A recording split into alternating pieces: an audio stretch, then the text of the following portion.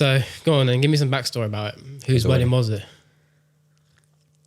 So it's like my cousin, but he's like a brother to me. We basically grew up together, like in Zimbabwe when I was young. And then his mom is like my auntie, like my dad's sister. So it's like I've known him for so long. Like we pretty much grew up together. When I came to the UK, he just started year 8, and I came and I joined him. And yeah, so it's like a brother. So what was it like seeing him get married? How do you feel?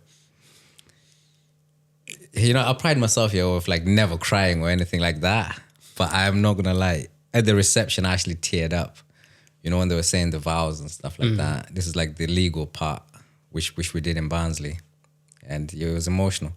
Because this the guy, you know, when I did my speech, I even told a little story. Like when we were kids, I think we might have been like 8, 9. There was like a tree which was like half chopped off. And then we decided, there was like a little thing in the middle, yeah? So we decided to make it our helicopter. And we'd hang around in there all day. And then we'll be antagonizing the dogs next door, and we'd run to the helicopter to like hide from them.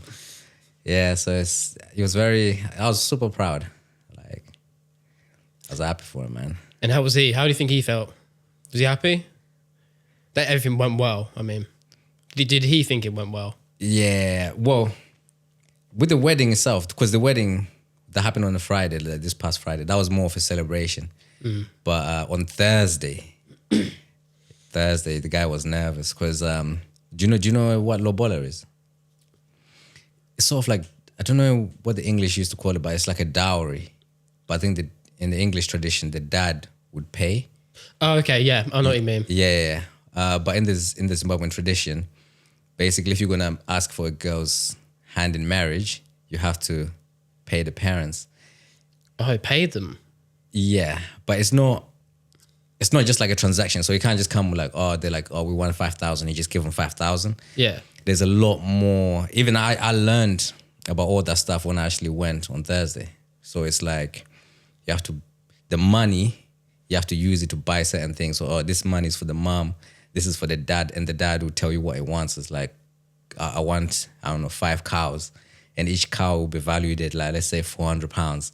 And then, so you have to calculate how much is like, 5 cows. Okay, here's your X amount. And then they'll ask for other things. And some of the stuff is like really super traditional. So on that day, my cousin was nervous. He was, he was, can I curse? Yeah, go ahead. Yeah, he was shitting himself. The guy was shitting. He couldn't even eat. And I was in the back of the car because he is not allowed to go in the house while the negotiations are happening. He has to have like someone negotiating on his behalf. Right. Yeah. But once that was done, everything was just celebrations, yeah. Now, seeing him get married make you think about marriage? Would you ever see yourself getting married? Or you don't really think about it too much? I would love to get married, but maybe not the traditional marriage. Like, I respect it, but maybe it might change. Let's say if I find like a Zimbabwean girl, I really love her, and then part of me getting a blessing from the parents, I have to go through all that. Maybe I might be willing to do it. But right now, I would get married, but maybe not a traditional marriage like that. See, for me, I don't know about you, but I wouldn't want a big one. And not in a bad way. But I'd rather, like with marriage, I would get married. Yeah. But I just think half the people there that you invite, when you have these big ceremonies and like these big weddings, half the people there that you invite family-wise or like long-distance friends or something like that, you don't even see them again for like years. You maybe never see them again at all. So I think you invite so many people for this big wedding, like big event, which I get. You know, you want to celebrate, but I'd rather just have a small group of family and friends there, like core family. Yeah, and then that way, maybe afterwards, I guess because you spent so much from the wedding as well. It's a big thing. Yeah, I'd rather use that money for myself and my missus to go traveling. Go exploring some places, do something that we would want to do. So I guess like your brother, like your cousin is shitting himself. I'd rather just not. I know you can't help it sometimes, but I'd rather not have us worry about that for that one day. Whereas we can then just go and enjoy the next 6 weeks, maybe just going exploring somewhere else. I get what you mean, and that actually circles back to the question you asked me, whether or not I would get married. And I said I wouldn't do a traditional marriage because it's like you're starting off as a young couple. Yeah. And imagine having to give out like 8,000, 10,000, because the amounts can't get that high. Adds up.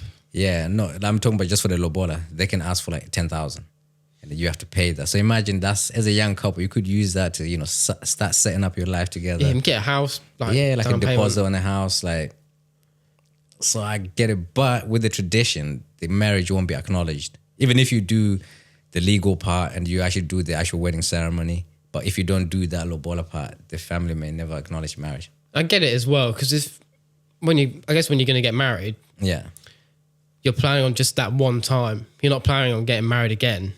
Well, hopefully you don't want to get married again. But I get it. You want to get married that one time, so you want to go all out. So sometimes you want to pay that money, or you want to just go big, invite all these people, do the proper tradition. Yeah. But I don't know. Maybe obviously I may change my mind at a different time. Well, so if you get married, am I invited? Am I one of the core people? Oh, definitely. You'll be up there.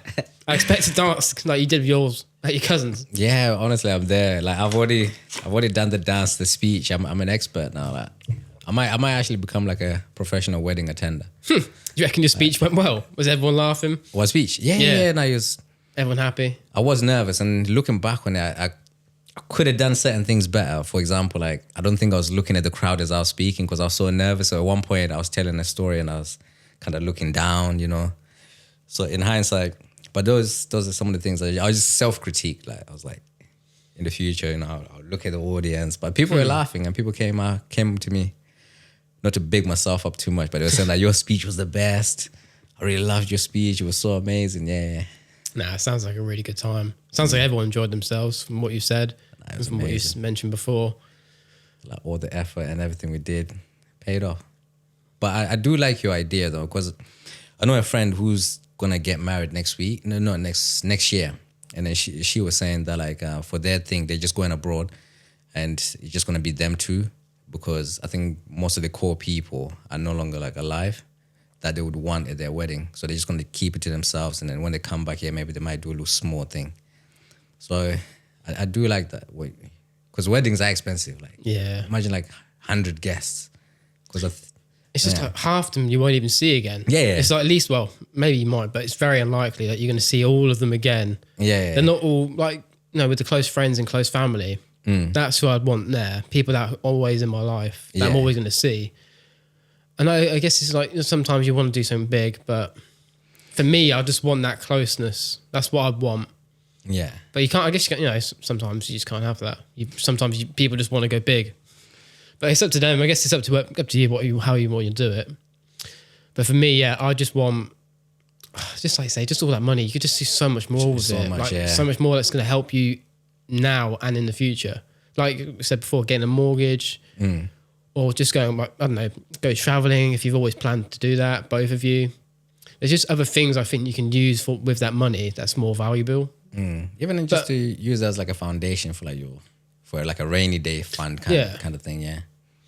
But I guess, but I do get it, with spending all that money. You're planning on having a one-time wedding, only planning on getting married once, so you want to go all out. But I think there's other ways of just doing that. I don't know. It's a tough one. But yeah, people can do what they want. 2 years on there. Yeah. All right. We'll get into the 48 laws of power now. Oh, the 48 laws. By the way, can I use my phone? Well, yeah. If you got anything on there you need to use, go ahead. I think I made like a couple notes. Just put my phone on. So I know we went through them before. Excuse me. I know we went through certain laws. You mentioned certain laws you wanted to go through. And for those who don't know, the 48 Laws of Power is a book by Robert Greene. And it's a summary of it is just, I guess what I can say is the best way to describe it is for attaining power in life, how to use it in business, with people, I guess relationships, I guess just overall life, how to use it. But we'll go through some of the ones that you've mentioned and then we can go into them in a bit of detail. Okay. So we'll start off with law 1, never outshine the master. And so for these people that, again, people haven't read this book, so never outshine the master. It basically means make those above you, so your boss, you want to make them look good. You want to make them feel superior. Because otherwise, if you start showing off and showing that you're better than them, then they're going to be insecure, and it could inspire fear as well. And so you kind of want to remain in control. And by showing off too much, it's going to give that, okay, the boss is going to be like, okay, something needs to be done here. I can't have him stealing the spotlight. What about you? What are your thoughts on that law? Well, I think the first law, because like the 48 Laws of Power is like one of my favorite books. And I think the first law kind of sets like the tone, like to the whole book. And also with the first law, I think Robert Greene, one of the examples he uses was like the guy who was like a minister or something like that. And then he was working under like a ruler, and then the ruler would throw parties. And then he thought the way to impress the ruler was throw an even the best party ever. And he did that, and then the next day he was arrested and then executed. And then basically what the law is just trying to illustrate is like, even at work, if you do like great work, because like a lot of times, let's say if you're working, your managers actually know less than you technically, like because you're more technically savvy. You're more involved in what you're doing, basically. Yeah, but then you also kind of have to not like skip them, then go to their boss and then say like, oh, look at all this incredible stuff I'm doing. Like I'm doing all the work kind of thing, because you're kind of like outshining them, and you're gonna elicit envy. Like they're not gonna be too happy about that.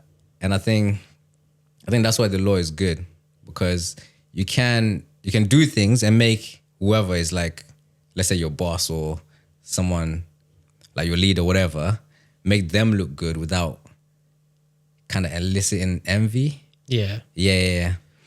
And I think that's why like the first law is really good. Well, that's my gathering. What about you? What do you think about? I think it's a good one because excuse me. You're gonna the best way I can put this is you're gonna be in control. The best way to do it is by staying in control and not giving away too much. Like you're saying, if you're gonna outshine them, you're basically showing all your tools and all your skills. Yeah. And they can see that and go, okay, I need to now show authority, dominance, the boss. Yeah. But if you're gonna say, okay, like again, it's sort of he talks about letting others outshine you. Yeah. So okay, I know what I'm doing. But if I let all these other people just show off and do what they're doing, try and impress everything, it's then going to go back on them. Whereas you can just go, okay, I'm fine. I'm letting them do what they need to do. Yeah. I'm just going to crack on doing what I need to do without having the boss feel like I'm going to be, I don't know, feel superior to me. Yeah, it feels like you're competing with them. Yeah. Yeah. Because once they start feeling like that, then they'll probably make your life like difficult. You're trying to come from opposition kind of thing. It'll cause that friction. Yeah. Whereas you don't want that. If you just, like I say, just lay back a little bit and just crack on with what you're doing, don't show off too much, then you should be fine. You should have a good relationship with your boss. At least if you're doing your work and making him look good, he's going to benefit from that and he'll appreciate you. And he'll probably become dependent on you. Yeah, it might need you for more things. Yeah, like that's my go-to person. But if you then jump out of the building, you're like, I'm doing all this, especially to other people, and then it's no good to outshine the master. I like that law. It's one of my favorites. Mine, I do like this law, which we've gone through, law 2. But we're not doing these law 3, law 4. This is just some of the ones we picked. But law 2, never put too much trust in friends. Learn how to use enemies, which I actually really like. I think that's quite a good one, to be fair. Yeah. Because your friends, they can, I guess basically with your enemy, they're more likely to be loyal to you because they have something to prove. Like if you pick your friends, they're just gonna be like, okay, he's picked me because I'm his friend. I can just kind of get away with what I want. Yeah. But if you pick up someone that is, you disagree with, they're gonna be like, okay, I need to show them what I can actually do, what work I can put in. Yeah. Whereas again, with friends, they can be envy, they can be jealous. True. Maybe they won't put in as much work as you actually wanted them to. They just feel like they actually haven't earned the job. They've just been put there because they're your friend, and they just feel, okay, it's the easiest thing to do. That's why it's not always good hiring your friends, because you're not always going to be, I guess, you're not always going to be truthful with them at times. You may not be completely honest. Things. Yeah, you try to kind of treat them with kiddie gloves. And some, like the part of what he puts in the law too is someone who has something to prove to you will move mountains for you. And that enemy has something to prove. To say, okay, I'm better than what he thinks I am. And let me show you by doing this. Whereas friends, I guess, like you say, when sugarcoating stuff and they're not doing their full potential, giving their full potential because they just think you're mates, we can get away with what we want. Yeah. They then limit your power and you're not able to give your full potential. Yeah. Because that's being limited by what they're doing and they're not doing much because they just think they can get away with it. Whereas that enemy will be more loyal because they need to prove to you that, okay, you think but so little of me, here's where you're wrong. No, I definitely agree. And I think with enemies, you kind of already know what you're getting. It's like, I feel like if you were to convert an enemy into someone to help you with something, you're going to do it as like a mutually beneficial thing. Where it's like, you're my enemy. You already know that you guys are enemies, but now you're kind of working together. So it's like, you're more likely, because you're kind of working towards a common goal. And then, like you said, if someone wants to like prove to you, they're willing to move mountains. Whereas like friends, I think if you do like favors for like friends or they do favors for you, they feel like you're indebted to like the favor that they did for you or you did for them, you know, kind of thing. Yeah. Yeah. Whereas with an enemy, it's like, you know, it's like, that's my enemy and you can work together. I think even better. Yeah. With friends, also you can always work well with friends, but I do get what you mean. Like, I guess it depends. It depends, I think. Like some friends, if they have the same mindset and goals as you, by all means, it's a bit different. But with just your normal friends that you just sort of hang around with, you're saying, look, I know you need a job. Why don't you come work for me? Them just seeing that you're doing all this and maybe succeeding in what you're doing, that then could cause envy. And then they're not going to give, they say, okay, I don't need to give him help. He's doing this all himself. He just gave me a job. I can just chill a bit. Whereas that enemy is going to be like, nah, I need to show him what I can do. I need to prove him wrong. And then they won't mess up I guess they won't mess up either because they want to prove that they can do the work and they will do the work. But that friend, they know they can make a mistake. They can make many mistakes. Like, and they're like, that's my friend. Yeah, he doesn't mind. We're friends, you know. He'll forget about it. But that enemy is going to be like, nah, I can't fuck up. I need to get this right. Yeah. I need to do this now. Otherwise, I can't delay it. I can't waste my time. Yeah, there's no wiggle room to like relax. You just get things done. But okay, like, for example, what about you? Like, let's say if you had a company and then you got like a really, really good friend, someone you've known for a long time, but then you got like an enemy, maybe not an arch enemy, but someone you know is you don't get along with, but you know they're more qualified. Who would you choose? I guess when they say don't mix business and pleasure sort of thing, even like, I wouldn't want that friend there because even if they don't do the job right, it's then going to cause friction between us and our friendship. Yeah. Whereas we didn't create that friendship through work, we created it outside of work. Oh, okay. That's where it should stay. For me, that's where it should stay. Yeah. I shouldn't mix my friends with my work. Whereas that enemy that's more qualified, they're going to do the work. Because even if they know, because I guess even with the enemy, they know if they don't do the work, I'm going to come at them because we're going to be enemies. Yeah, you're going to be enemies. Already. So they already know that if something's not being done, they're going to get it. Whereas that friend may think, oh, that's all right. He doesn't mind. I can just do it. I can just do that report like, a week later. We've known each other for 8 years, bro. Come on. And they'll just be more chill. Yes. Whereas that enemy is going to be like, again, that enemy is going to be, no, I need to do this now. I need to move their mountains for you so I can prove my worth. And you can see I'm not here to mess around. I'm here to do the work and do it right. They'll probably know if they mess up, you're gone as an enemy. Whereas a friend, you probably, you're on your third chance. But like, hey, it's okay. Like, yeah, no, I like that law. I do like that one. It makes you, because I guess people just think friends, you know, you can rely on them for anything.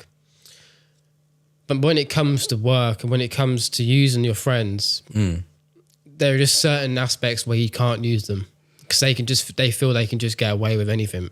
Or they feel they can make so many chances, they can make so many mistakes and there's never going to be any backlash from that. And then you're then going to fall behind yourself. Like if I had my friends now doing all this for me, knowing that they they can so they can say, I'm not going to be here, I'm going to be late, I can't do today or something like that. they're just going to feel it's no big deal. Whereas, no, for me, I need to get on with it. Whereas hiring someone or using someone that maybe I'm not that friends with, they know they need to be there on time. They need to do the work. Yes, it's strictly... Because they may not want to see me succeed, but they want me to know that they can do the job and they can succeed themselves. Yeah. And I guess, like I say, working together, maybe not working for the same goals, but we're working together just to get what we both want. Yeah. No, I definitely agree. Because in the past, I've tried to start like projects with friends. So it's very difficult. And also, like, you start having too much fun in between, like this. You can't distinguish between the serious stuff and like the friendly and have fun stuff, and everything kind of just blends in together. It's almost as if, like, let's say if me and you are like best friends, and then we're working for the same company, and then I get promoted to be your manager.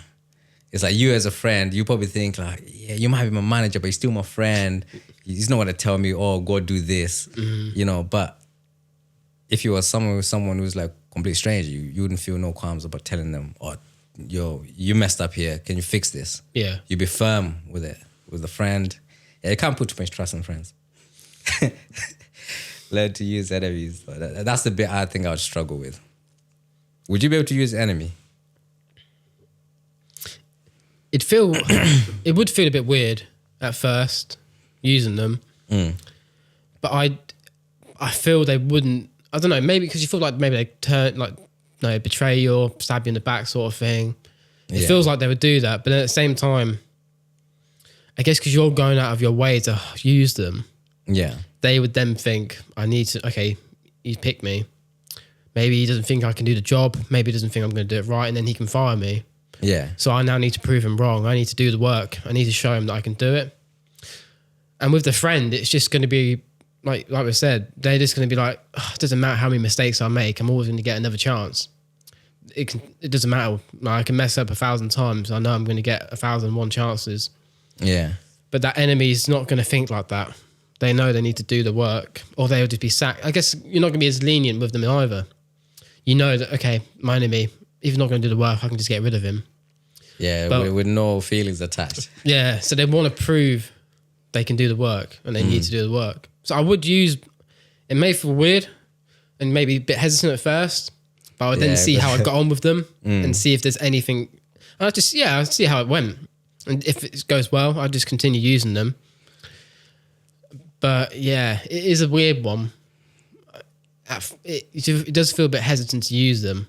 But I guess, using complete strangers is why it's probably easier. Using people you haven't met before, hiring them, you don't feel any attachments to them either. You don't feel, I need to give them that job. I need to know, I want to help them out. You just give them the job because they're the ones best suited for it. And to be fair, I think it ties into the whole trust thing.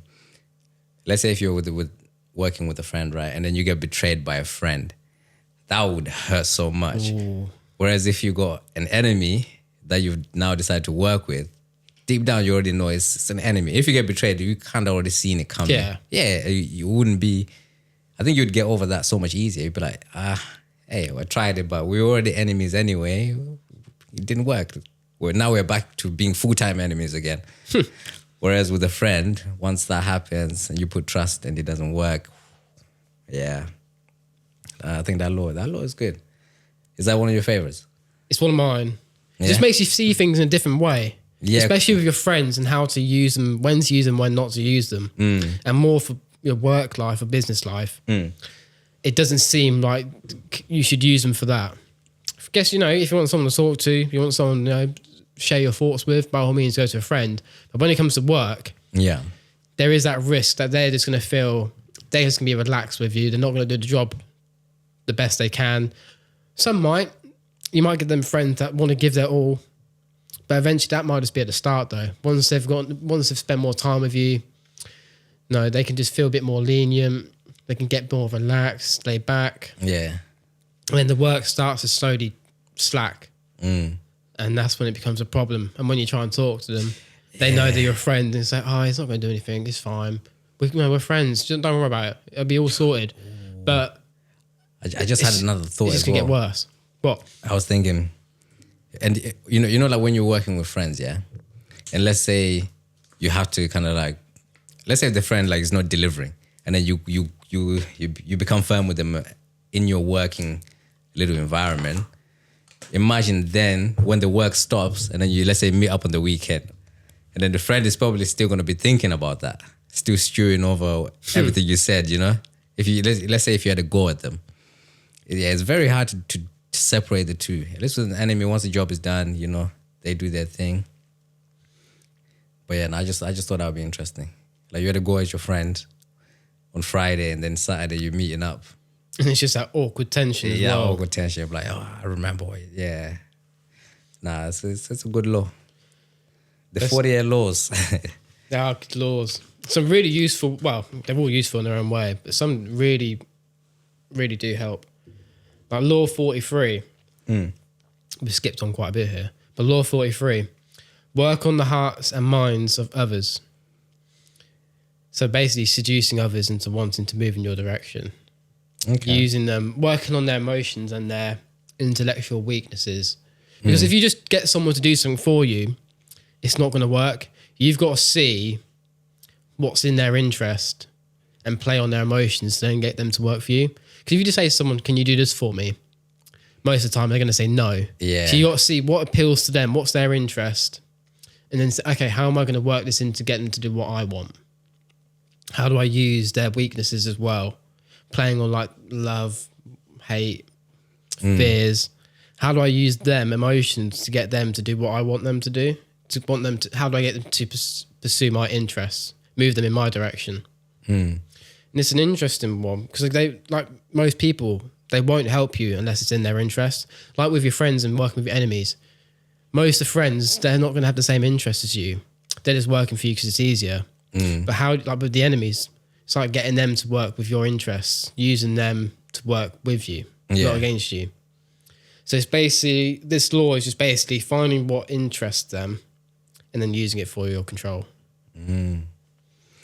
See, that's one of the laws I haven't really spent that much time in terms of mentally trying to, you know, think about it a lot. But I do understand the law, like the principles behind it. Because I think even in that particular law, when he's talking about it, it said like everyone is motivated by self-interest, which is true.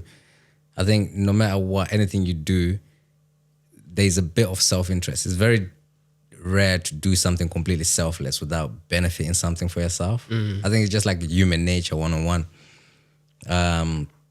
But there is something, I'm gonna just look at my phone here, but when I was like, you know, just writing some notes, there was, what do you think about the 5 dangerous attitudes that he puts in there?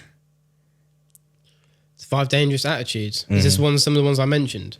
No, so he basically just talks about these are like the 5 attitudes that most people have in terms of like trying to apply this law.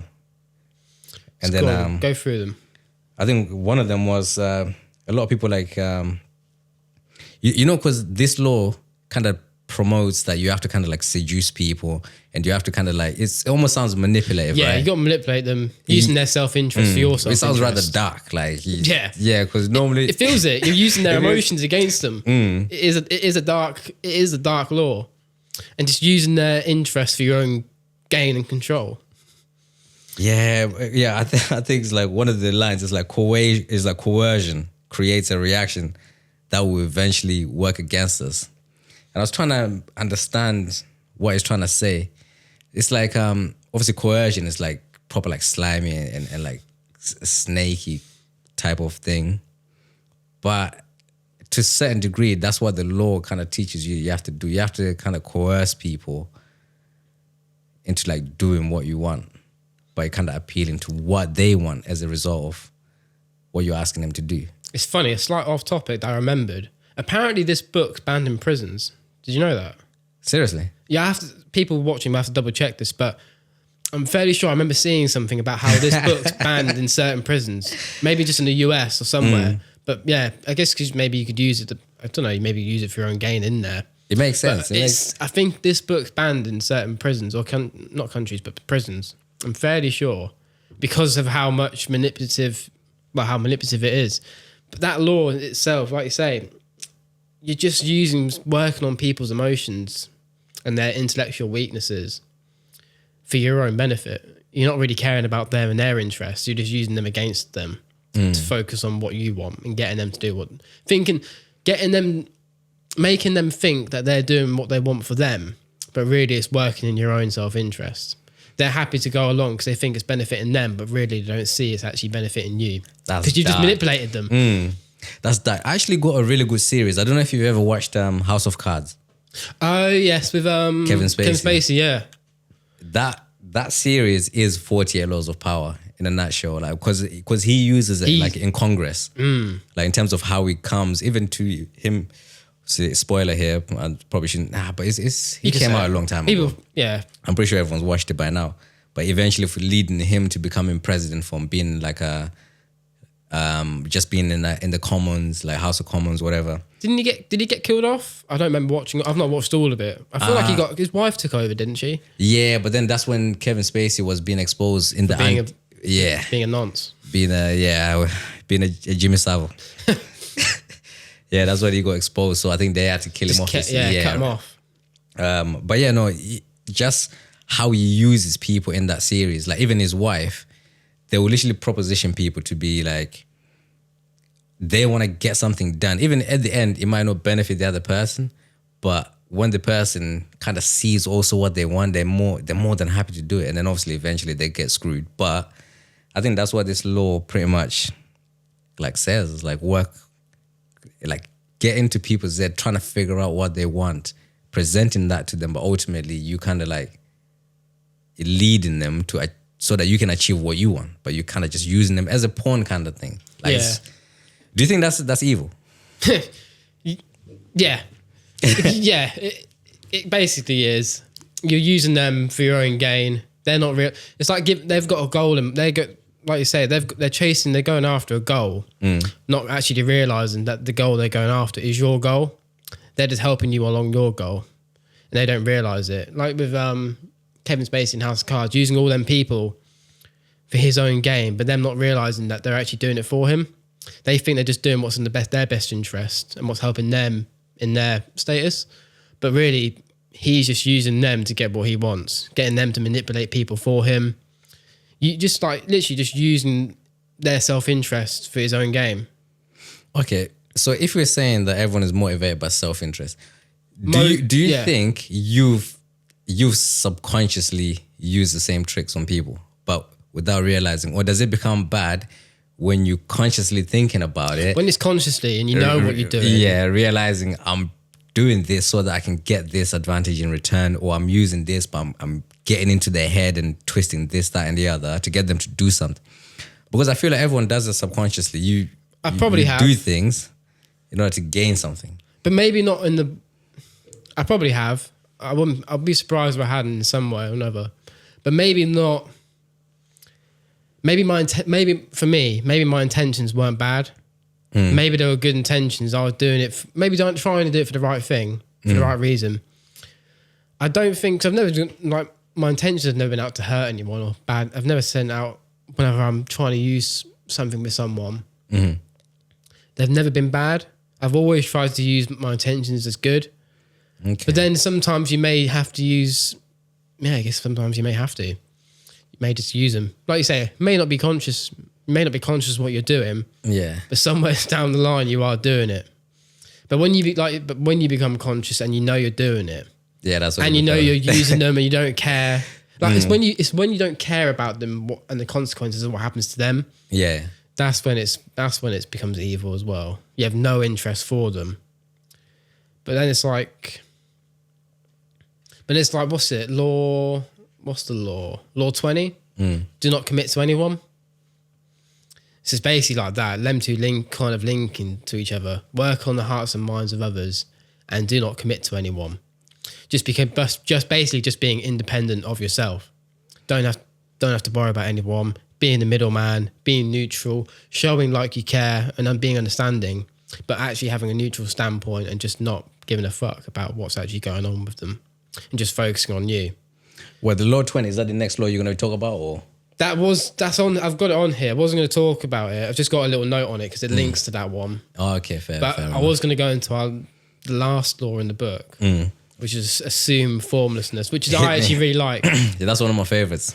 I know I keep saying that about every other law. But the book is just so good. It is good. It reminds me because this law reminds me of it reminds me of the video I've seen of Bruce Lee where he goes, "Be like water." Yeah, be water, my friend. Yeah. What do you remember the exact quote? Because I remember. I think I've watched that YouTube clip. Like, just be. I don't. Not off the top of my head. Just be like water. Be formless. Yeah, formlessness. Yeah. Just be adaptable. I can't remember the actual quote. No, but adapt and just basically just adapting and changing with the times. Yeah, because I don't know if you remember the video, but he's like speaking to this guy, and he said, "It's like be like water. What happens if you put water into a cup? It becomes the cup. Yeah. What if you put it into a teapot? It becomes the teapot. And it's like be water, my friend." I was that touched me. I was like, yeah, that's a really good. It's a good one because it's also by being adaptable, you're also protecting yourself. You're able to adapt to each situation that presents itself to you.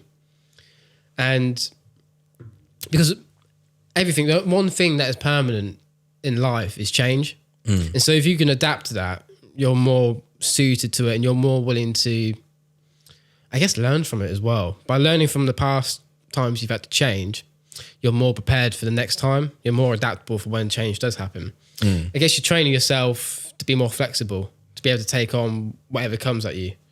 And I don't know if I feel like he mentions this as well, but he meant Bruce Lee. He just never showed defensiveness. Because when you show that, you're showing your emotions. Then people can then use them against you. Because if you get really upset about a situation that comes about and you're not adapting to it and you're being, you're moaning, you're being upset, people can then see that and then use it against you. Whereas if you just adapt to it, be like water and just go with it and be flexible, and say, okay, this is happening. Let's just go along with it and see how it happens. Let's just become one with it. Then they can't really use that against you because you're willing to adapt to this, whereas some people might not. And then you can see with other people when they don't adapt, you can see how it affects them. Because not everyone can adapt so easily. It may take time for some people.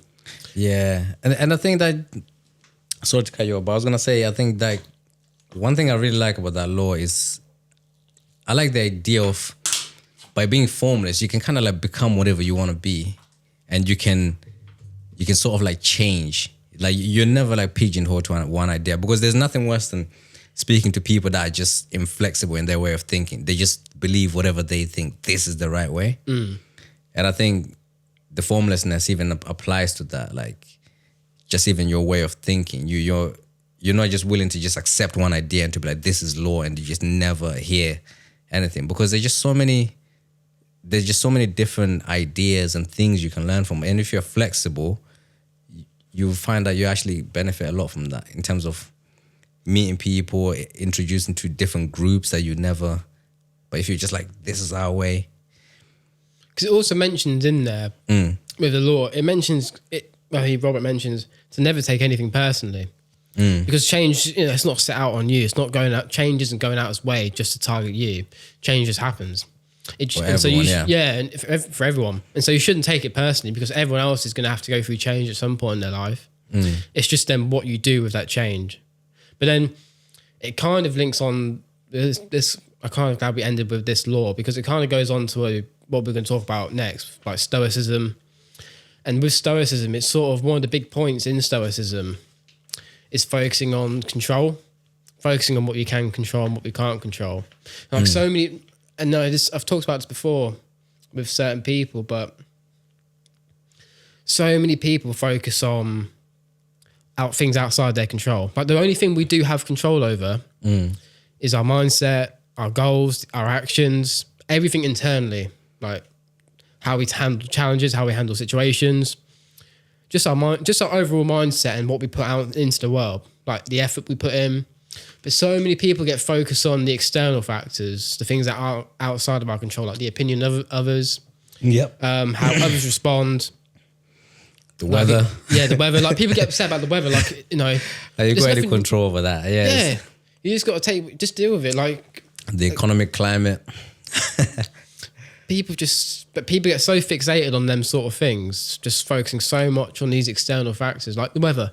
But people don't realise, like, you can't let that thing stop. Like with the rain, you know, you need the rain for the grass to grow. You need it for the flowers to grow. You need the rain, otherwise, it's like with you need that balance. With that sadness, you need that happiness, because you wouldn't know one from the other if you only had one. Like if you were constantly happy, when that sad time hits, you wouldn't know how to handle it. You wouldn't know how to deal with it because it's never happened before, and it would hit you it would hit you bad because you haven't been able to use it before. You haven't been able to learn from how to say, okay, I'm feeling this way. How am I now going to learn from this? Why am I feeling this way? How can I use this? Is there anything I can change? Like, and it goes back to what you can control. If you're feeling sad, why do I feel sad? Is there anything I can do about this?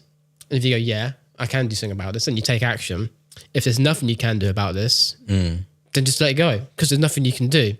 It may not be easy, but it's better than holding on to something that you have no control over.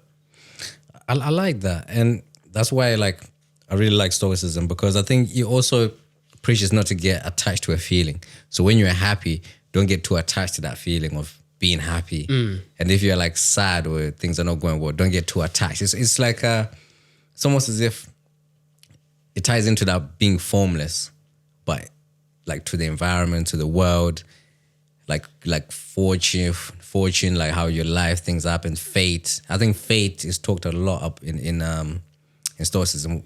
I was going to say, I think I mentioned to you yesterday, Amor Fati, a love of fate. Fati. I had to Google that, I'm not going to lie. A good quote from Marcus Aurelius is, whatever happens to you has been waiting to happen since the beginning of time. So just making the best out of a bad situation, whatever happens to you, just using it for your own gain. I think they talk about it as well. I think they've mentioned it. I think Marcus Aurelius also mentioned this, adding fuel onto the fire. Yeah. Instead of just letting it get to you, just use it for your own gain.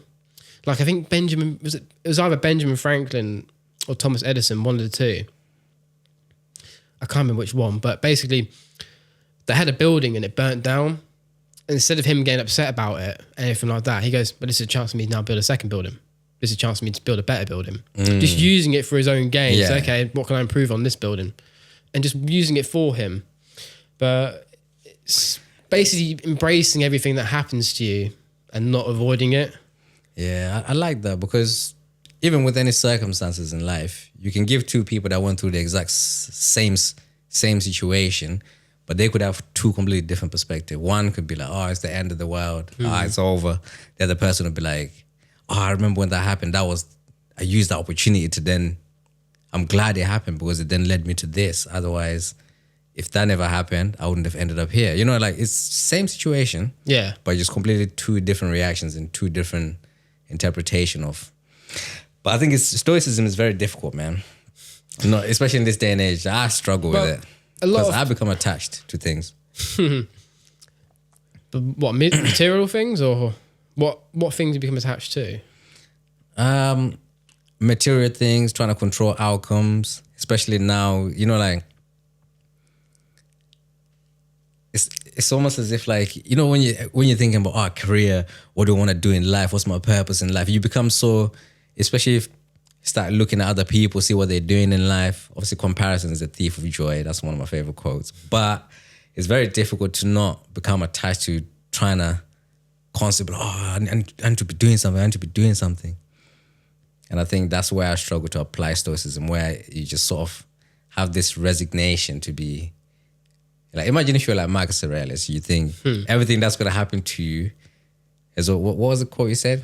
What is it? That will ever happen to you. Whatever happens to you has been waiting to happen since the beginning of time. Yeah, imagine just having that. You'll be so relaxed. You'll be okay with just no matter what life throws at you. Just knowing it was meant for you. Yeah. It was always meant to happen. But there's something you mentioned earlier with Stoicism. There's a quote I've got. I can't remember who this is by, but I really liked it. It was, Stoicism takes the position that the wise man, the good man, the philosopher, is a man who lives in accordance with nature. What, is that Marcus Aurelius? No, I don't know who, I don't think it was. I don't know who that actually was by. But I just seen it when I was watching something about Stoicism. And it really struck with me that. Because it's true. Just going along with nature, to get I guess like when people talk about Stoicism as well, and a lot of people think it's about having no emotions, just being like a complete rock, just showing nothing. Just like allow, but no, someone could die in front of you and just be like, such is life. Just have more fussy. It's just it's like, it was supposed to happen to the beginning of time. You know, my kid died. Yeah, it's supposed to happen to the beginning. Yeah, I know what you mean. Stoicism can be like, but it's not even about having no emotions. It's just like because people think being a Stoic, you're meant to show no emotions. You're meant to be emotionless, but it's not. It's not that. It's understanding why we have the emotions we do, and then learning how to handle them in the situation. Wait, going back to the quote you mentioned, sorry to cut you off. I was going to say, living in accordance with nature. Yes, break that down a bit for me, because do you think it's a bit difficult in the current world that we live into? When you say live in accordance with nature, is it like nature's in nature outside, like plants, animals, and all those things, or is it you look at them to try emulate the way they live? I like to think of it as, or is it be like water? That's kind of what made me think of it. Just adapting with it, using because nature just is. It just is. Like, it's like human nature. Nature outside, or just the way things are. And just I guess not getting so caught up in our own heads as well. Like I guess with control, we just focus like water's only just. Water is just being water. Trees are just doing trees. Just focusing on what we can control, and just living in accordance with that. Just literally living like human nature, I guess. Just focusing on what you need to do, and just focusing on what you want to do, and not so much focus on everything else external in life. Just focusing on what you're. Do you envy animals? Because they have don't think about much. Yeah. Like when you see a dog or a cat just chilling and just having no care in the world, they get fed, walked, looked after. They do have it easy, but I think if I think it'd be a bit boring. Like we can push ourselves, especially with our minds and our consciousness. We can really push ourselves to just be so much greater than we can be. Like we have so much potential, and some people don't want to use that, and they're just happy to settle and be comfortable where they are. But we have so much potential that we can just do whatever we want. And I wouldn't mind I don't know, it feels like it would just be that routine, like with an animal. I guess with wild animals, a bit different, but like that routine of just always just doing the same thing, it'd just be boring. Like you need to be pushing ourselves and just living the best life we can.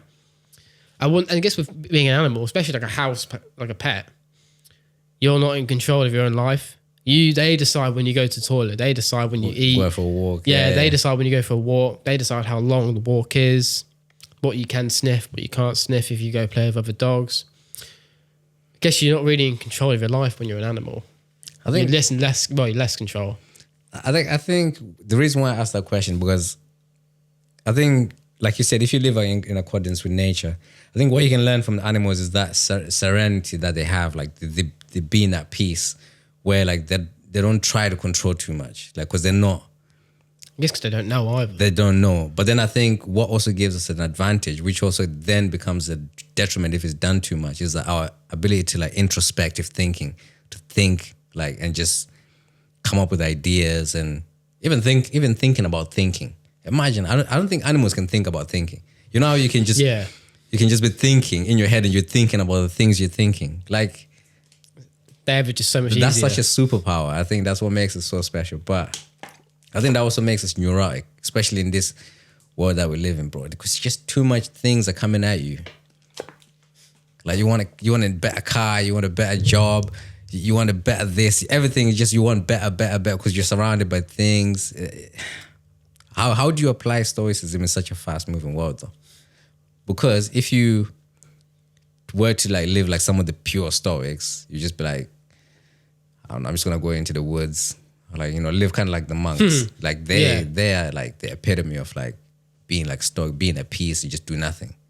But how would you apply some of this in such a fast world where it's like get a better job, get a better car, make more money, consume more, get more?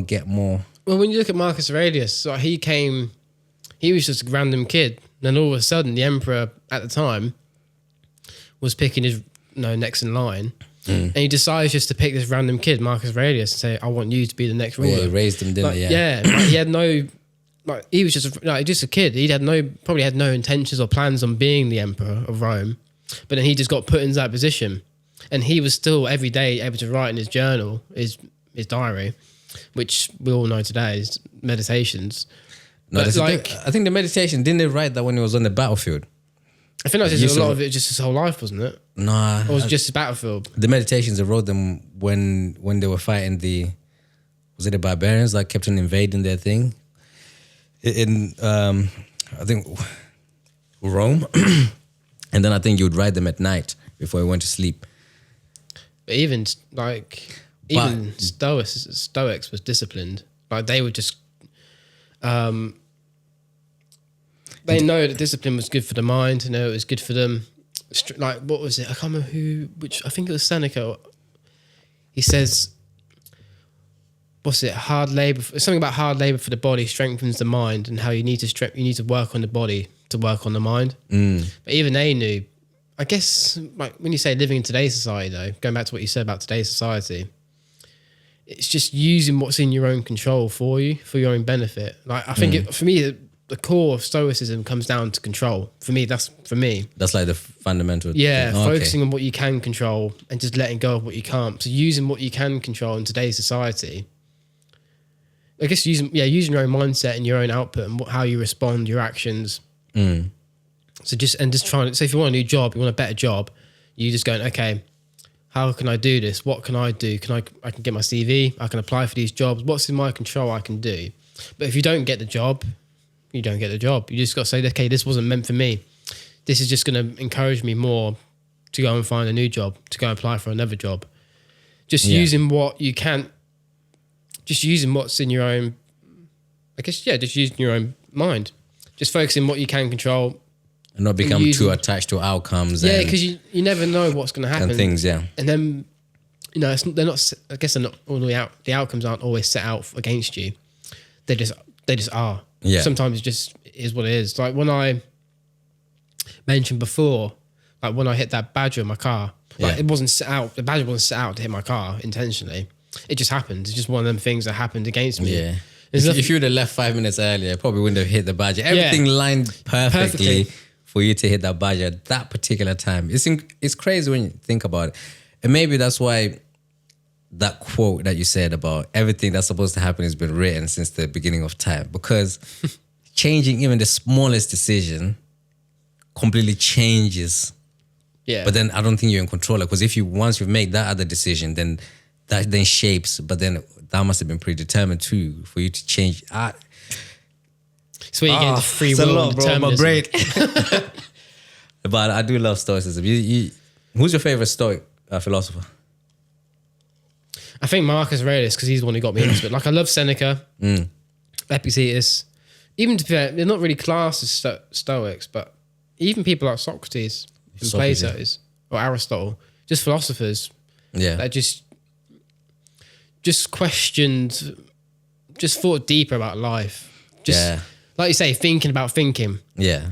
Not just trying to get to the core of it. Just trying to understand what life really is about. If there's a purpose to life, what is life?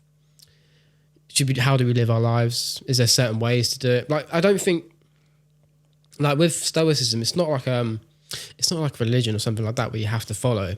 Yeah. Like have to, understand it all. It's just giving you a way to live, giving you guidelines and stuff like that, just giving you information that you can use for your own life to help benefit it. Because it obviously talks about morals and values. Yeah.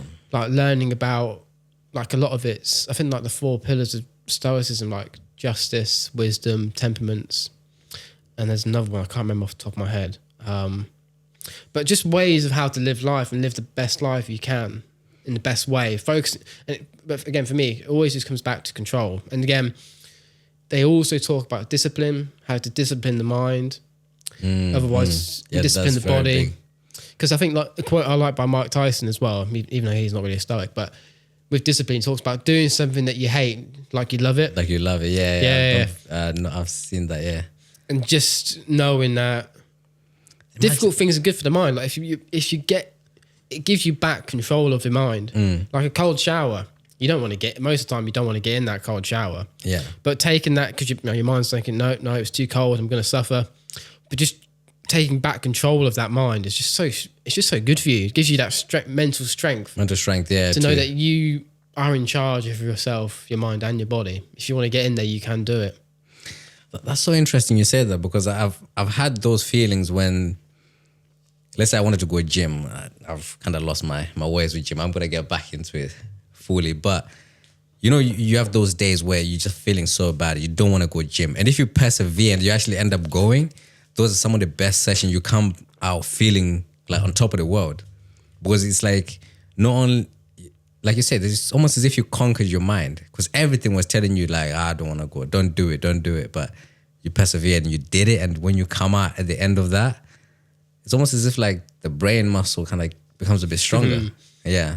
In terms of resilience and perseverance, like you said. I agree with that. It's sort of showing you that you're in charge. You're the one in charge of your mind, not your mind's in charge of you. I love Stoicism. I need to get more into it. At the moment, I'm struggling with meditations. It's too deep. It's like, I don't even think I've passed halfway, and I've had that book for so long. It's a deep book, though. I need to reread it myself. It's a really, really, really deep book. I think I've only read it once, maybe. It's heavy. Because it's just so in depth, and there's just so much going on. Like I remember seeing this as well. Someone talking about it. Like he talks about like a grain or something like that. He talks about how a grain's just growing, like just talk about like plants and stuff like that, and like harvesting. He just talks about. He just gets so in depth, like just full on writing about everything and anything. Yeah. Just like gets into so much detail. Honestly, it's so heavy. Like you can literally read one page and you scramble your brain. You've been thinking about it for a long time. You'll be like, wow, it's very profound. I need to get through it. I'm gonna say that after this podcast. Can you get back into it? Yeah, I still got it. It's by my bed. I read it here and there, but now I've got renewed motivation. Yeah, I have to send you another book. The one that Stuart said, Daily Stoic. Daily Stoic. By Ryan Holiday. Because Ryan Holiday completely changed me, and he's the one that got me into Stoicism. Really? Learning about watching his videos and just learning about the stuff he read. So I didn't really know about. I heard of Marcus Aurelius before, but not really. The name sounds familiar. What other books has he written?